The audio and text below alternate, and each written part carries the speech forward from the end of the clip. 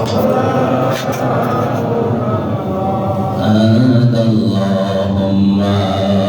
salli ala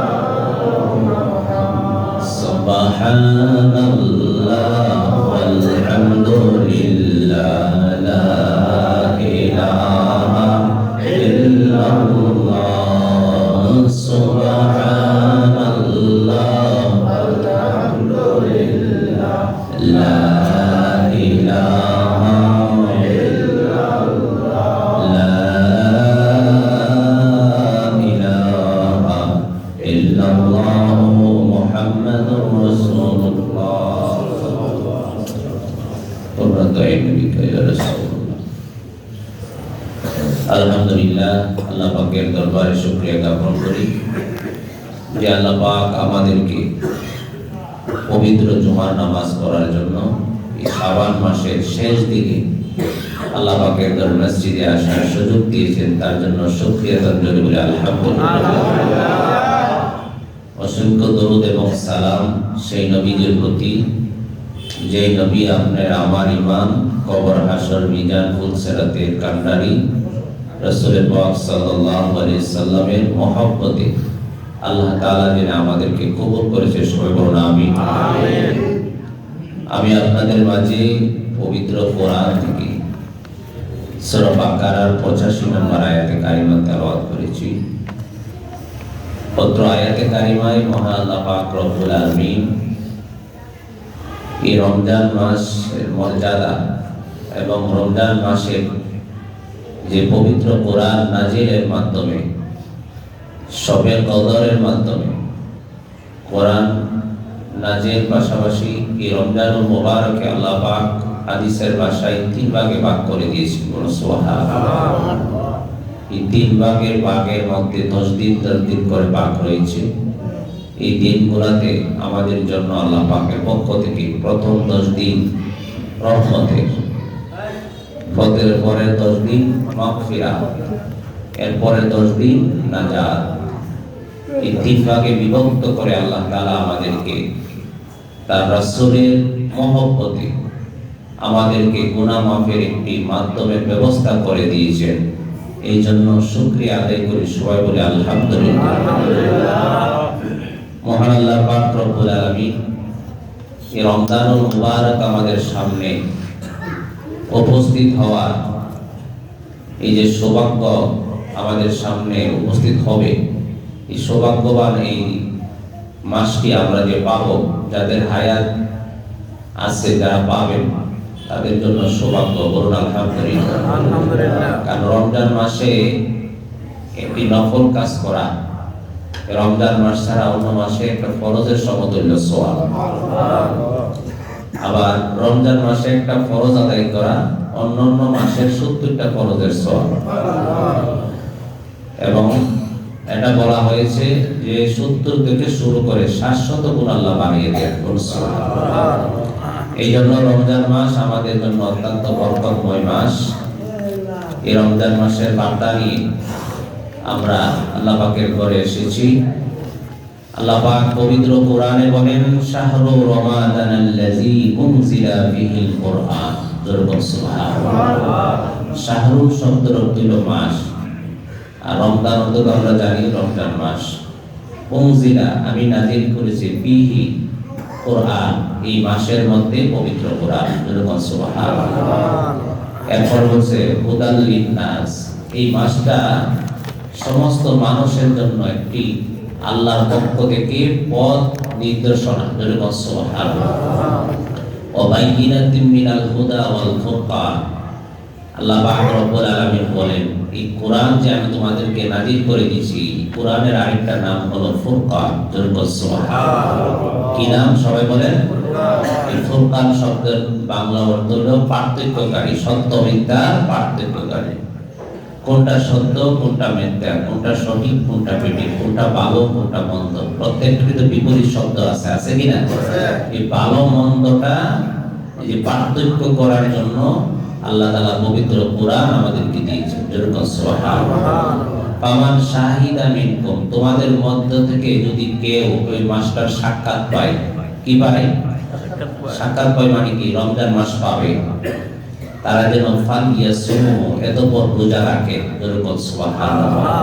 Oman কানা মারিদান, তবে তোমাদের মধ্যে যদি কেউ অসুস্থ হয়ে যায়, আও আলা সাফারিন, অথবা কেউ যদি ভ্রমণে থাকে, ফাইদ্দাতিন মিন আইয়ামিন উখার, তারা যদি কঠিন রোগগ্রস্ত হয়ে যায়, তাহলে ওই দিনগুলা পরবর্তীতে তারা রোজা না রাখতে পারলে, রোজা রাখতে যদি কষ্ট হয়, রোজার পরে ওরা কাজা আদায় করে নিবে। যেরকম সুবহানাল্লাহ।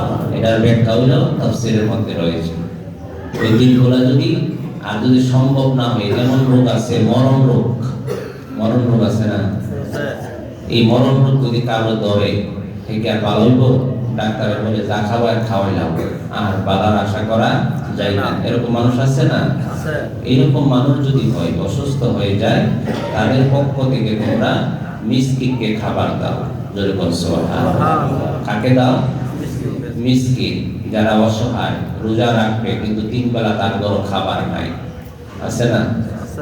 রোজা রাখবে তারপর সিহিরি নাই, রোজা রাখবে তারপর ইফতার নাই, রোজা রাখবে তার ফ্যামিলি বাজার করার মতো কোনো লোক নাই। এরকম যদি কোনো লোক থাকে, তাহলে তোমরা কি করো?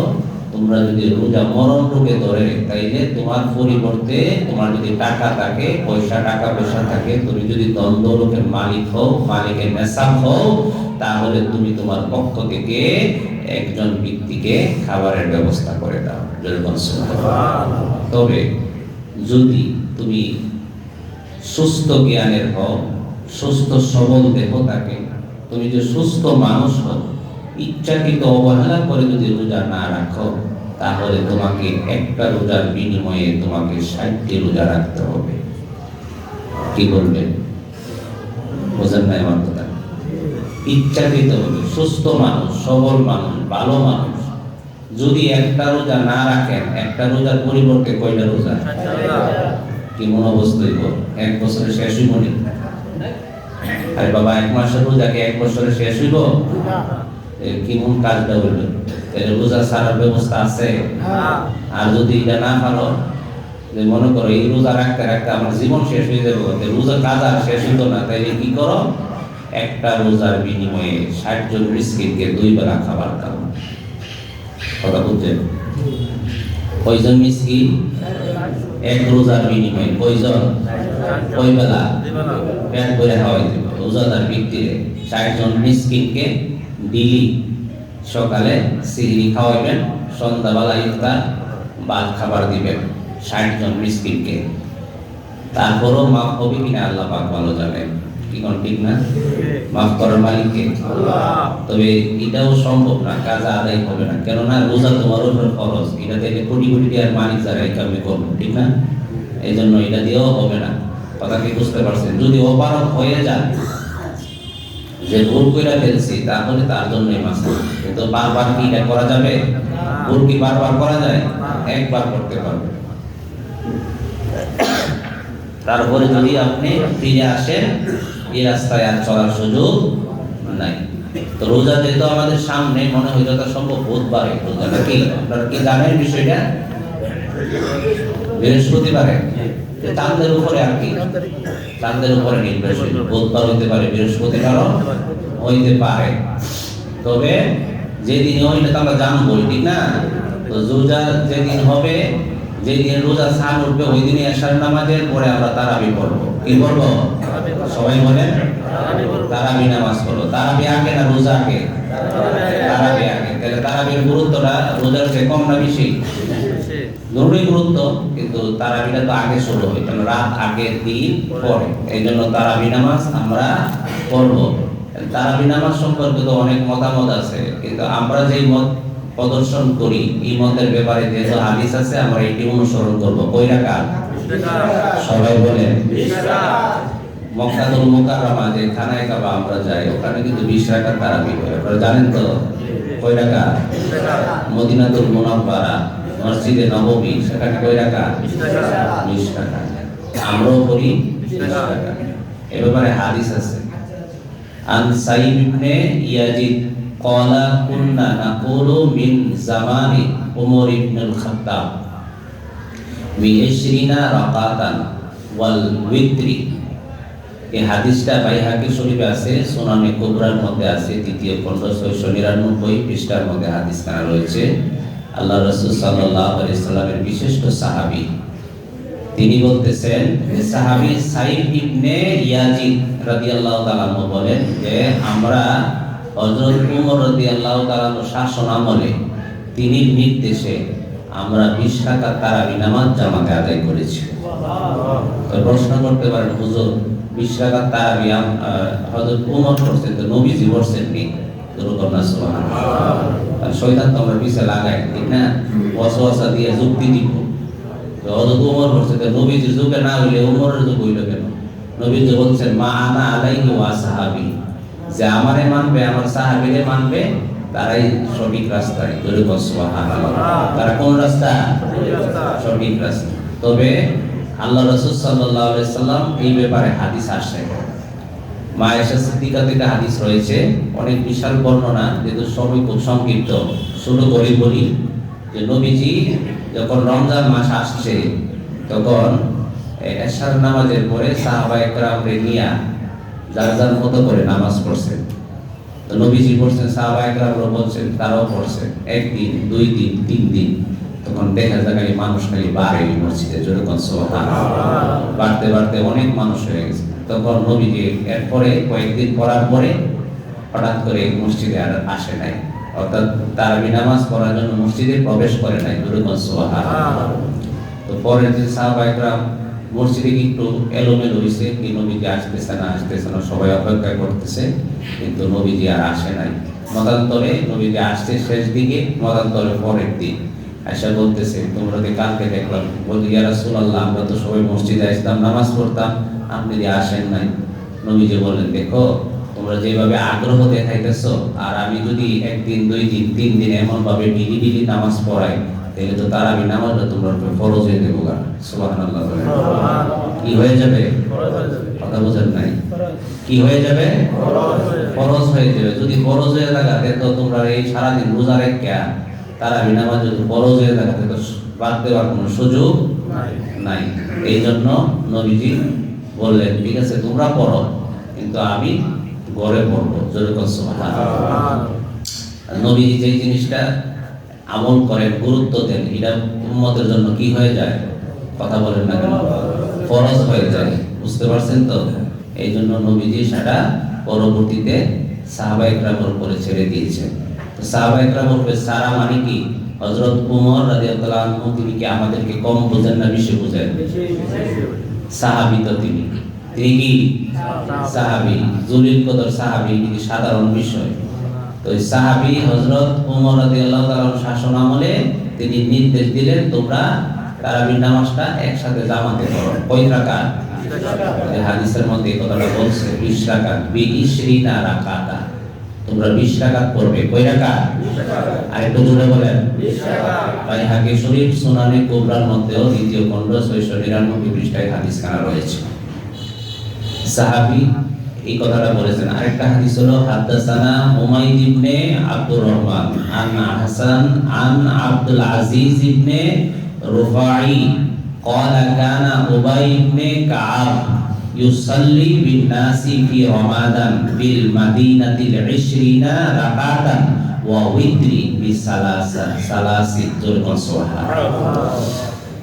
হযরত ইবনে আবি শাইবা মুসান্নাফে আব্দুর রাজ্জাকের মধ্যে সালাত অধ্যায় দ্বিতীয় খণ্ড 393 পৃষ্ঠায় হাদিস খানা বর্ণনা করেছে। সুবহানাল্লাহ। হাদিসটার মূল কথাটা হলো যে আল্লাহ রাসূল সাল্লাল্লাহু আলাইহি সাল্লামের সাহাবীরা তারা মদিনাতুল মুনাওয়ারায় তারা 20 রাকাত তারাবি করছেন। সুবহানাল্লাহ। এই হাদিস খানা মূলত কাব রাদিয়াল্লাহু তাআলা, উবাই ইবনে কাব যিনি বিশেষ সাহাবী ছিলেন, তিনি তিনির কাছ থেকে তারা হাদিসটা শুনেছেন। সুবহানাল্লাহ। তিনি বলছেন 20 টাকার তারাবি করার জন্য। এবার 20 টাকার তারাবি করে আগের হাদিসটা তো বলছে যে 20 টাকার তারাবি করবা বি20 রাকাতান ওয়াল উইত্রি। 20 টাকার তারাবির পরে তোমরা বেতরের নামাজ পড়বা। সুবহানাল্লাহ। পরে হাদিসটাতে আবার বাইঙ্গা দিছে যে তোমরা কি করবা 20 রাকাতান উইত্রু সালাসি। তোমরা 20 রাকাত তারাবি করবা, 20 রাকাত তারাবির পরে আবার 3 রাকাত বেতর করবা। সুবহানাল্লাহ। একদম ক্লিয়ার কাট, কোনো ভেজাল বুঝাল নাই, একদম কি ক্লিয়ার ভেঙে দিয়েছে। তবে অনেকে বলবে যে মা আয়েশা সিদ্দিকা থেকে হাদিস বর্ণিত আছে নবীজি 11 রাকাত নামাজ পড়ছেন। হ্যাঁ, এটা হাদিস আছে, এটা কিন্তু রমজান মাসের হাদিস না, এটা হলো সারা বছরের রাতের হাদিস। সুবহানাল্লাহ। সারা বছর রাতের হাদিস কি? সেটা হলো যে নবীজি যখন তাহাজ্জুদের নামাজ পড়তেন 8 রাকাত পড়তেন। কয় রাকাত? 3 রাকাত বেতর পড়তেন। কত হইল? বুঝছেন কি হিসাবটা? এটা কোন মাসের হাদিস? সারা বছরের হাদিস। তো সারা বছর হাদিস দিয়ে তার রমজান মাস চলতো না? চলবো? তো রমজান মাসে এই হাদিসটা পালন করা যাবে তো? আমরা ওই যে সিহরি খাইবার আগে উঠি না, সিহরি খাইবার সময় তাহাজ্জুদের নামাজ 8 রাকাত পড়েন, আর বেতরের নামাজটা যদি আপনারা মনে করেন যে তারাবির পরে আমি জামাতে করবো না, আমি পরে করবো, বেতরের নামাজটা মূলত তাহাজ্জুদের নামাজের পরে করা উত্তম। কোন সময় পড়া বলেন তো সবাই? তাহাজ্জুদের নামাজ পড়ার আশঙ্কা যদি থাকে আপনি পড়তে পারবেন, তাহলে তাহাজ্জুদের নামাজটা না হইলে পরেই পড়ে। তবে হ্যাঁ, মাসালা আছে, যদি তাহাজ্জুদের নামাজের আগে কেউ বেতরের নামাজ পড়ে, তাহাজ্জুদের নামাজ পড়তে পারবে, কোনো সমস্যা নাই। ফিকহ কিতাবে মাসালা আছে, কথা কি বুঝছেন? পরে তো আবার ফেসলা করবো, হুজুর তাইলে তো বেতরের নামাজ পড়লাম, তাহাজ্জুদের নামাজ কোন কারণে আমি উঠি নিতে পড়তাম না, না পড়তে হবে। বেতরের নামাজ পড়ার পরও তাহাজ্জুদের নামাজ পড়া যাইতে পারে, কোনো সমস্যা নাই। কথা কি ক্লিয়ার হচ্ছে? তাহলে তারাবি নামাজ কয় রাকাত হবে? সবাই বলেন 20 রাকাত পড়বো তো ইনশাআল্লাহ। এরপরে রমজান মাসে আরো অনেক ফজিলত আছে, এগুলো পর্যায়ক্রমে আলোচনা হবে। তো আল্লাহ রাসূল আমাদের জন্য এই রমজান মাস আনছেন, এটা কিন্তু উম্মতের জন্য। এটা শানে নজুল যদি পড়েন তাহলে বুঝতে পারবেন শানে নজুলটা কিরকম। যে আমাদের নবীজির আগে অন্যান্য নবী, নূহ আলাইহিস সালাম, কোন সমস্যা? নূহ আলাইহিস সালাম নাম শুনছেন না? নূহ আলাইহিস সালাম 900 বছর মতান্তরে 950 বছর বাঁচছেন। কত বছর? 900 বছর কি বাইরে তার কথা? 900 বছর যদি একটা মানুষ বাঁচে, তাহলে তার যে ইবাদত করছে, আপনি 63 বছর বা 80 বছর কি এত ইবাদত করতে পারবেন? ওনার সমান হবে? হবে না। তো নবীজি আফসোস করলেন, হায় হায়, আমার উম্মতের এত হায়াত কম হবে, তারা কিভাবে এত আমল করবে? অন্যান্য নবী এবং তার উম্মতেরা তো অনেক হায়াত পাইছে, বড় বড় লম্বা হায়াত, তারা তো অনেক দিন বাঁচছে, এত আমল করছে। তখন আল্লাহ পাক খুশি হয়ে আমার আপনার নবীকে খুশি করার জন্য আল্লাহ রমজানুল মুবারক, রমজানুল মুবারক আসার আগে এই যে আমরা মুহররম মাসে যে রোজা রাখি, কোন মাসে বলেন তো? মুহররম মাসে রোজা আমাদের উপর ফরজ ছিল। কি ছিল? সবাই বলেন। মুহররম মাসে 2টি রোজা রাখা আমাদের জন্য ফরজ ছিল। পরবর্তীতে যখন রমজান মাসে রোজা ফরজ হলো, মুহররমের রোজাটা ফরজ থেকে কি হয়ে গেল? সুন্নাত হয়ে গেল। সুবহানাল্লাহ। কি হয়ে গেল? ইতিহাস থেকে কিছু জানতে দিব না, কি হয়ে গেছে? মুহররমের রোজা সুন্নাত হয়ে গেছে, আর রমজানের রোজা ফরজ হয়ে গেছে। রমজান রোজা কখন ফরজ হয়েছে? নবীজি হিজরত করার পরে 2য় বছর, হিজরতের 2য় বছর, নবীজি মদিনা যাওয়ার পরে, মদিনা হিজরত করার সময় থেকে শুরু করে হিজরতের গণনা শুরু। সুবহানাল্লাহ। অর্থাৎ হিজরি যে আমরা বলি, হিজরি বলি না, আরবি সন, এটা গণনা শুরু হয়েছে নবীজি হিজরত করার শুরু থেকে। এই জন্য 2য় হিজরিতে নবীজি যখন হিজরত করছেন, 2য় হিজরি থেকে হিজরিতে এই রমজানুল মুবারকের রোজা আমাদের উপরে ফরজ করা হয়েছে। যাই হোক, আলোচনা আসলে অনেক পর্যায়ক্রমে আসে, কিন্তু সময়টা সব আলোচনা করা যায় না। সবচেয়ে গুরুত্বপূর্ণ হলো আমাদের দেশটা একটা অশৃঙ্খল অবস্থায় ছিল।